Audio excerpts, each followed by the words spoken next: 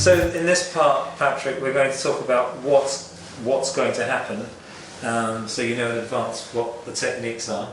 And one of the key things is this whole idea that there's nothing wrong with you. So, you know, there's a lot of messages out there in newspapers, in media, and you know, from anyone who you've probably listened to, that we're not enough. We've got this little voice in our heads that chats and chats and chats and chats, and this is like the antithesis to that. And you very kindly mentioned my first book, The Naked Leader, in which I predicted that around 2000, it was written in 2002, and I predicted that in about 10 years' time there would be a movement towards people understanding the mind more, towards a more caring and perhaps spiritual agenda. And I believe that that has perhaps didn't start in 2012, but it certainly started around 2014. People have bigger conversations with each other. It's more often to now talk about things like this, about how we are, than it was before. So I have a very important question to ask you, which I suppose I suppose you've answered already, because you've used the term "of course." The only thing that would stop you from removing this fear is if you don't want to remove it. You've already said, "Of course I want to remove it," and you very honestly and with absolute frankness have said, "I've had this for decades." You've almost implied to me that it would set you free if this was removed, this general fear. Do you want it to be removed? Yes. Yeah. Okay. That's all. I have the feeling that it will set me free, and that's why I want to. At the same time, I sort of have disappointment that it won't. So what do you think is about to happen? Because you've lived with this for decades.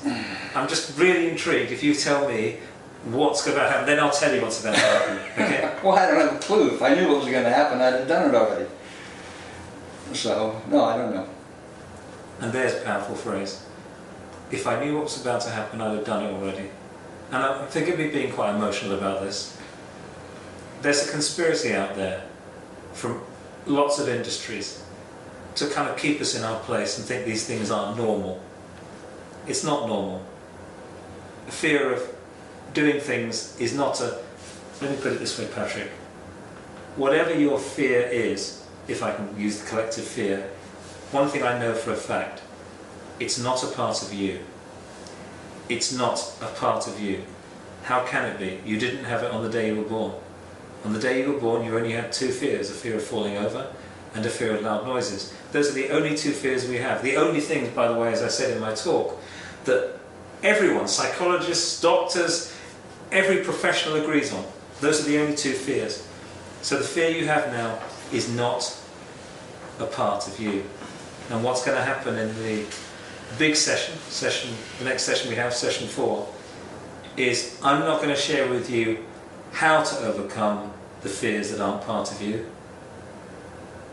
You're actually going to have those fears removed in the room. Okay. The biggest barrier I have is that you are also not just extremely emotional, you are extremes, you are also extremely logical.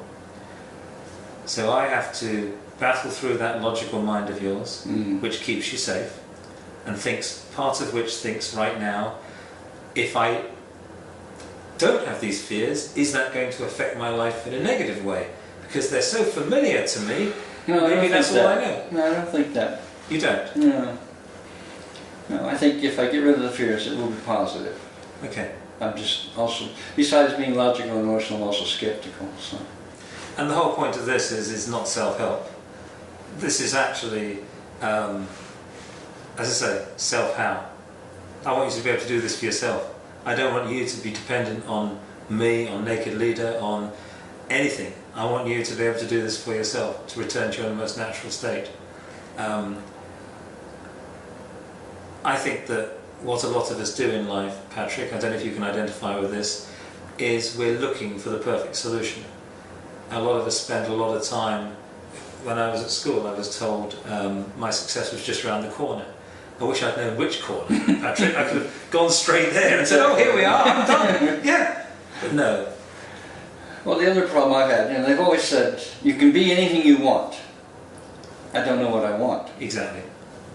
Exactly. And that's been that way for decades. I have no idea what I want. And with all due respect, and if you notice when people say with all due respect, they show no respect whatsoever. Yeah. So with all due respect to California, my favourite place for speaking in the world, bar none. The west coast of America is the birthplace of be the very best you can be. And the challenge I have with that is, just like you, I don't know how good I can be. And I think our message here is, be more than what you've become. There's something wrong with you. Patrick, you did something wrong 2 years ago, and it's important you sit and worry about it.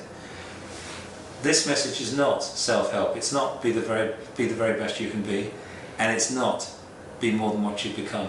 All we're going to do, Patrick, in the next session is I'm going to ensure and enable and help you to be the very best that you already are.